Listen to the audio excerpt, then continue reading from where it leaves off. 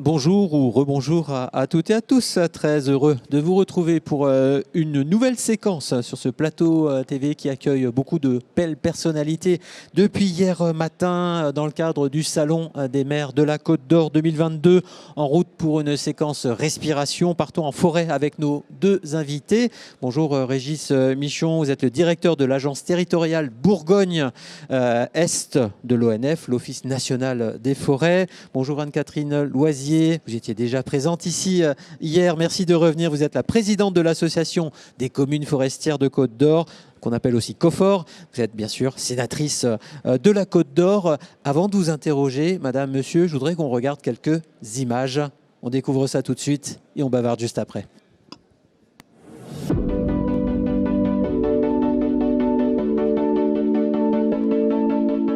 Le programme dans 1000 communes, la forêt fait école, c'est un programme qui est porté par la Fédération nationale des communes forestières. C'est un programme d'éducation à la forêt. Donc on propose aux communes de confier une parcelle en forêt communale à un groupe d'enfants. On va sensibiliser les enfants au sujet forêt-bois en leur permettant de rencontrer des acteurs de la filière, des professionnels, des associations, des usagers de la forêt pour que les enfants appréhendent la gestion durable et multifonctionnelle de la forêt à l'échelle d'une commune. L'accompagnement proposé par les communes forestières, c'est un accompagnement d'abord méthodologique pour construire le projet avec les enseignants et avec les élus, définir les thématiques sur lesquelles on va travailler, le programme d'action, puis ensuite faire le lien avec les acteurs de la filière qui pourront intervenir dans le cadre des projets et également apporter une aide pédagogique, des outils d'animation pour les enseignants pour qu'ils puissent présenter ces sujets de manière ludique et pédagogique à leurs élèves et animer des séquences en classe ou sur le terrain, en forêt, sur la parcelle qui leur a été confiée. On met en place des projets sur plusieurs années, de la même manière que lorsqu'un élu prend des décisions pour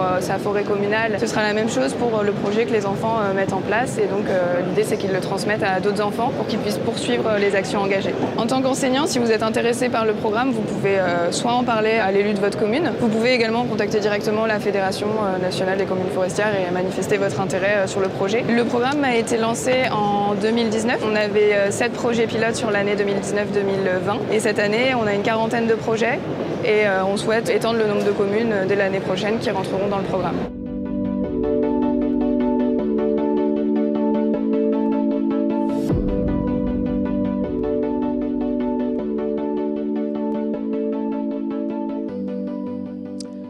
Régis Michon, quelles sont en quelques mots les missions de l'ONF à l'aune des grandes transformations que nous traversons, principalement celles qui concernent évidemment l'écologie et l'environnement? Oui, bonjour à tous. La mission de l'ONF principale, c'est la gestion durable des forêts publiques. Donc les forêts publiques, c'est les forêts de l'État. Donc en Côte d'Or, on connaît bien la forêt de Citeaux, la forêt d'Is-sur-Tille, la forêt de Châtillon. Voilà. Et puis les forêts des collectivités. Donc il y a près de 600 collectivités en Côte d'Or qui ont une forêt. Et cet ensemble de forêts publiques fait la moitié de la forêt côte-d'orienne. Donc c'est important de s'en occuper. Et donc on représente à peu près 150 personnes sur le territoire pour gérer ces 150 000 hectares de forêt. Votre question est vaste, puisque vous Bien demandez sûr. quels sont les grands enjeux. Les grands enjeux aujourd'hui, c'est préparer la forêt au changement climatique qui s'annonce. J'avais amené une petite courbe que vous voyez partout et tout le temps. C'est l'augmentation de la température. Le CO2 que nous avons déjà envoyé dans l'atmosphère fait ce qui se passe là. Le phénomène s'accentue. Donc il faut se préparer à 2 à 4 degrés d'augmentation de la température. 2 à 4 degrés, ça change tout pour la forêt. On est dans un point de rupture en 2022. Comment ? On est dans un point de rupture en 2022, c'est ce que vous êtes en train de dire. On est dans une prise de conscience. Ce n'est pas un point de rupture parce que c'est un continuum. On est dans une prise de conscience, on espère, devant des décisions politiques qui permettront d'être à 2 degrés plutôt qu'à 4 degrés. 1 degré, c'est 150 km en latitude. Vous prenez votre voiture, vous descendez de 300 ou 600 km, vous regardez autour de vous et vous verrez la végétation. Bien sûr. Quel est le rôle de la forêt et plus encore, quel est le rôle des forestiers dans la transition écologique et énergétique ? Alors le rôle des forestiers, c'est de choisir les bonnes essences parce que les essences forestières, c'est 80 à 160 ans, voire 200 ans. Voilà, un hêtre, c'est 100-120 ans, un chêne, 150 à 180 ans. Donc vous voyez qu'à l'échelle du siècle, on aura de toute façon ces 2 à 4 degrés. Donc j'avais amené quelques cartes qu'on montre souvent. Le hêtre, c'est une grande essence de Côte d'Or, hein, les plateaux châtillonnais, la montagne dijonnaise. Voilà. Et ben, le hêtre, il va quasiment disparaître de Côte d'Or dans un siècle. Donc on ne peut pas laisser les hêtraies comme elles sont aujourd'hui.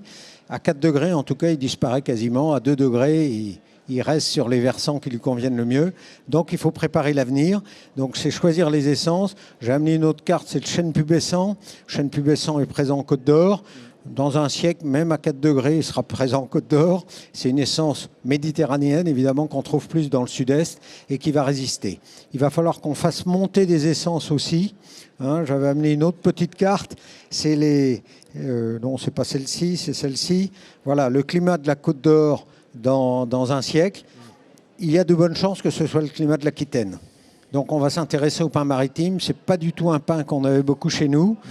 Il a défrayé la chronique en brûlant, bien sûr. Voilà, mais il y a une très belle filière bois dans le sud-ouest, faite surtout par la propriété privée. On va mettre un peu de pain maritime pour voir ce que ça donne. Donc préparer les essences et puis faire une forêt mosaïque.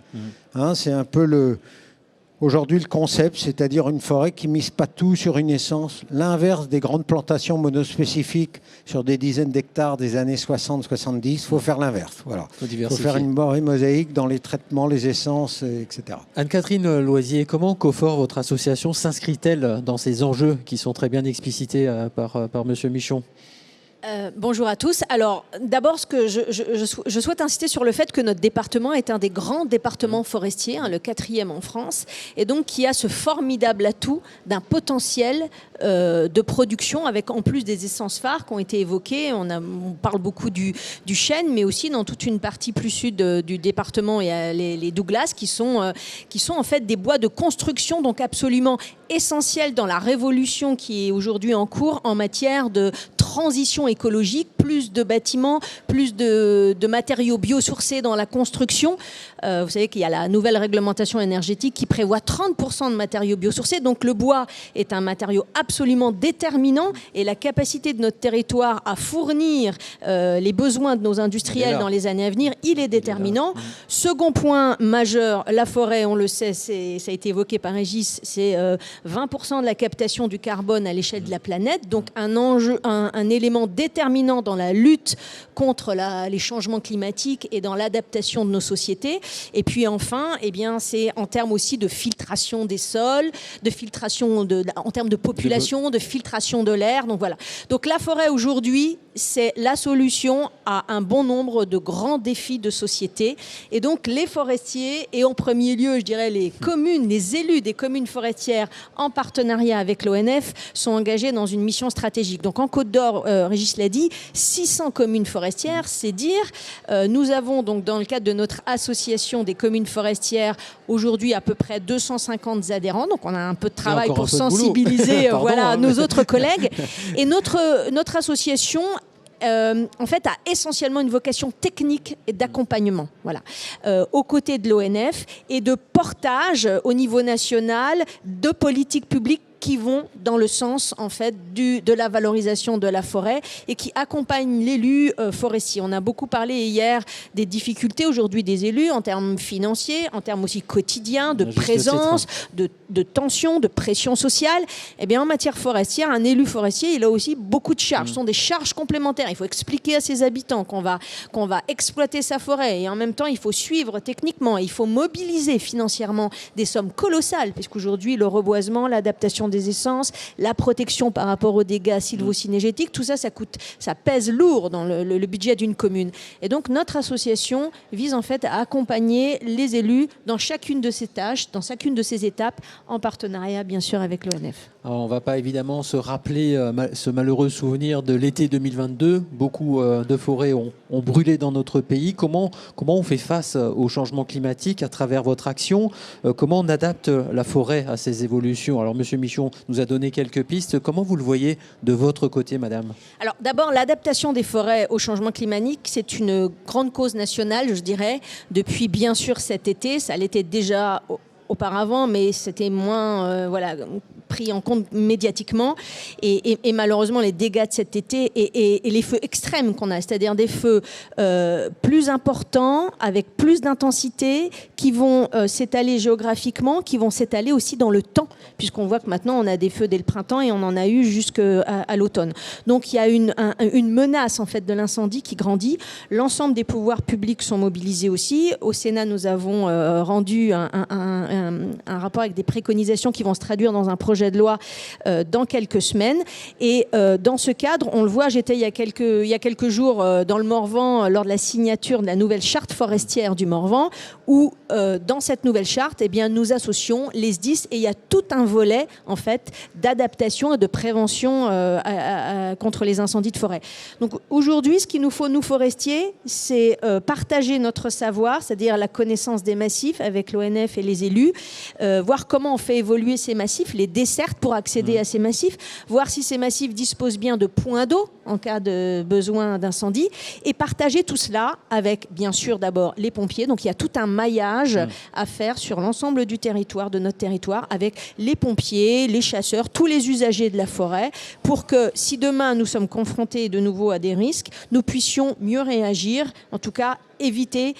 La stratégie en France, c'est d'éteindre les feux naissants. Voilà. Donc l'enjeu, c'est vraiment ça, c'est de pouvoir être très rapidement sur les débuts d'incendie, les détecter déjà, donc de la surveillance, et être très rapidement sur l'incendie pour éviter qu'il ne se propage. Et partout en France, alors qu'on avait l'habitude de voir des feux de forêt plutôt dans le sud-est de la France, aujourd'hui, nous sommes tous concernés. Même en Côte d'Or. Une dernière interpellation rapide à tous les deux. De nombreux dispositifs soutiennent, accompagnent le développement des filières économiques dans les territoires. Les investissements sur la filière bois, est-ce qu'ils sont suffisamment significatifs selon vous? Il n'y a aucune malice dans ma question, Monsieur Michon. Les forestiers ont perdu ce qu'on appelait le Fonds forestier national avec la tempête. Ça a été de mauvaises nouvelles de fin 99, une tempête qui a ravagé la forêt française et la perte du Fonds forestier national. Le Fonds forestier national, c'était un système intelligent qui percevait sur la filière pour financer le reboisement. Il y a eu des erreurs faites de reboisement, mais globalement, c'est ça qui a permis de reboiser la France depuis les années 50. Donc il faut retrouver cette dynamique de reboisement et d'entretien de la forêt. Donc c'est annoncé, donc on attend de voir si ça va arriver. Les financements annoncés sont à la hauteur de ce qui se faisait il y a 20 ans, c'est-à-dire à peu près 150 millions d'euros par an. Il faut le faire intelligemment. J'ai parlé des essences, j'ai parlé des techniques. Il ne faut plus faire ce qu'on a fait dans les années 60-70. Il faut réinventer le modèle, mais il faut réinvestir en forêt, alors qu'on a désinvesti en forêt depuis 20-25 ans. Vous acquiescez, oui, tout Madame à fait. la sénatrice. C'est-à-dire que la forêt n'a pas été considérée dans les 20 dernières années à la hauteur de ses besoins, surtout de son enjeu sociétal. Que j'ai fait. Voilà, on attend beaucoup la multifonctionnalité, des matériaux, un soutien, une filière économique, un accompagnement environnemental pour préserver les espaces, et aussi un lieu de récréation qui doit être disponible et aménagé pour nos concitoyens. Sauf que derrière ces réalités-là, il n'y avait pas beaucoup de fonds publics pour aider en l'occurrence les élus des communes forestières. Je dirais que d'un mal naît un bien. Il y a eu cette première phase de problématique nationale, c'est les dépérissements massifs, dont vous avez certainement entendu parler, notamment dans le Grand Est, voilà, avec des peuplements qui ont déjà été victimes de ce changement climatique, et des millions de mètres cubes, notamment de résineux, mais aussi les êtres touchés, on l'a évoqué, qui ont dépéri. Et là, forcément, ça a interpellé le gouvernement. Il y a eu une première vague, ce qu'on a appelé de plan de relance, d'accompagnement. Et là, avec les feux et les incendies, nous assistons à une deuxième phase de la prise de conscience, avec, je le pense, des investissements à la hauteur des besoins. En tout cas, le gouvernement s'est engagé à ce que ces investissements soient pluriannuels, c'est-à-dire pas seulement one-shot en 2023, mais que ça se traduise dans le long terme. Et on en a besoin, parce que la forêt, c'est du long terme. Ça ne se gère pas en un an, ça se gère sur une longue période. Donc, nous sommes confiants. Le précédent ministre et le ministre actuel sont, je crois, déterminés. Et le président de la République aussi a encore déclaré il y a quelques semaines qu'il nous a donné ce défi de planter 1 milliard d'arbres en 10 ans. C'est un vrai défi. Oui, puisqu'aujourd'hui, on fait à peu près 60 millions de plants par an, et là, ça veut dire qu'on va pratiquement doubler. Donc, pour les forestiers, c'est un vrai défi du pépiniériste, où on va trouver les plants, de ceux qui vont aller planter, des entreprises de travaux forestiers, il va falloir trouver des gens pour aller planter en forêt, jusqu'effectivement aux propriétaires qui vont devoir engager des sommes et financer tout cela. Donc un grand défi, mais qui est un défi qui mènera la France sur la solution vers la transition écologique et vers la transition énergétique. Beaucoup de défis, beaucoup d'engagement aussi de votre part pour préserver et développer ce bien précieux qu'est la forêt. Monsieur le directeur, Madame la présidente, sénatrice, présidente aujourd'hui, merci beaucoup pour cet entretien. Merci. Merci à vous.